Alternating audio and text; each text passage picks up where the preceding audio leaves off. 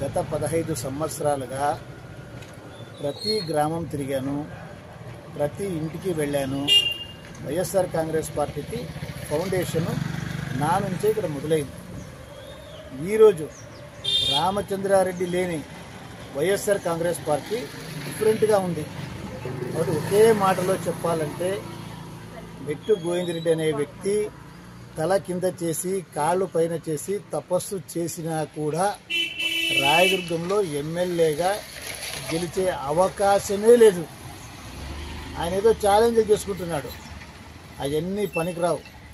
2009లో ఎన్నికలప్పుడు అదే డ్రామా, ఒక్క ఓటుతోనైనా గెలుస్తామబ్బా అనే డ్రామా. ఒక ఓటు అని దాదాపు 15,000 ఓడిపోయినాడు. ఇప్పుడు కూడా ఒక ఓటు అంటున్నాడు. ఈసారి 15 కాదు, దరిదాపు 30 నుంచి 50,000 తేడాతో అతను ఓడిపోవడం అనేది ఖచ్చితంగా జరుగుతుంది.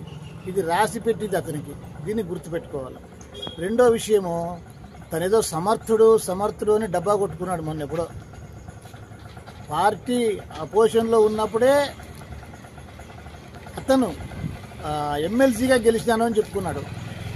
మెట్టు గోవిందరెడ్డి గారు ఒక విషయం గుర్తుపెట్టుకోవాలా. మెట్టు గోవిందరెడ్డి గారు, మీరు తెలుగుదేశం పార్టీ ఎమ్మెల్సీగా నామినేషన్ వేసినారు. ఎవరి ఓట్లు కొన్నారు?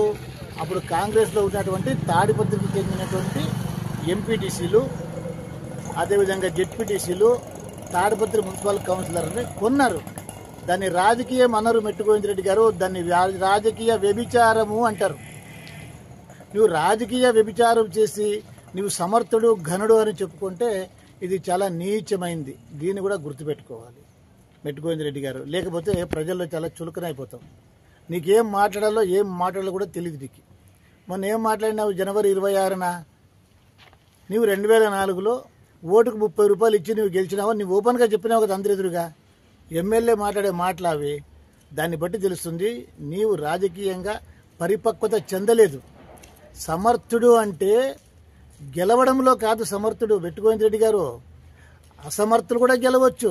గెలిచిన వాళ్ళందరూ సమర్థులు కాదు, ఓడిన వాళ్ళందరూ అసమర్థులు అంతకన్నా కూడా కాదు. గెలిచి ప్రజలకు సమర్థవంతంగా పనిచేసిన వ్యక్తినే సమర్థుడు అంటారు. కానీ నేను రాజకీయ వ్యభిచారం చేసి ఎమ్మెల్సీగా గెలిచిపోయినా, అప్పుడు నీవు చెప్పినట్ల జనవరి 26న మున్సిపల్ ఆఫీస్ దగ్గర చెప్పినట్ల ఓటుకు 30 రూపాయలు ఇచ్చి గెలిచానని చెప్పుకున్నట్ల అక్కడ కాదు నీ సమర్థత తెలిసేది. రాయదుర్గం ప్రజలు నిన్ను సమర్థుడు అనుకోవాలి అని అంటే రాయదుర్గం ప్రజలకి నీవు ఏమి చేసినావో నీవు చెప్పాలి. ఏపీఐఏసీ చైర్మన్ చాలా ఒక ముఖ్యమైన బాధ్యత, ఒక మంచి పదవి అది. ఆ పదవిలో ఉండి కూడా ఈ రాయదుర్గానికి ఏమి చేసినావో నీవు చెప్పుకోగలగాల. కాబట్టి ఈ రాయదుర్గానికి ఏమి చేసినావో చెప్పుకోవడానికి చేత కానటువంటి వ్యక్తివి నీకు నీవే సర్టిఫికేట్ ఇచ్చుకుంటే నువ్వు సమర్థుడు అంటే ప్రజలు ఎట్లా నమ్ముతారు? దీన్ని కూడా మీరు గుర్తుపెట్టుకోవాలా. రాబోయే రోజులలో ఇంకా టైం చాలా ఉంది, మాట్లాడాల్సిన విషయాలు చాలా ఉన్నాయి. అప్పుడు మాట్లాడతాను. అంతేగాని నీ కాళ్ళకు నీవు మొక్కుని నీకు 100 ఏళ్ల ఆయుష్ను నీకు నీవు ఆశీర్వాదం చేసుకుంటే అది ప్రజల్లో చులకనైపోతావు. దీన్ని గుర్తుపెట్టుకో.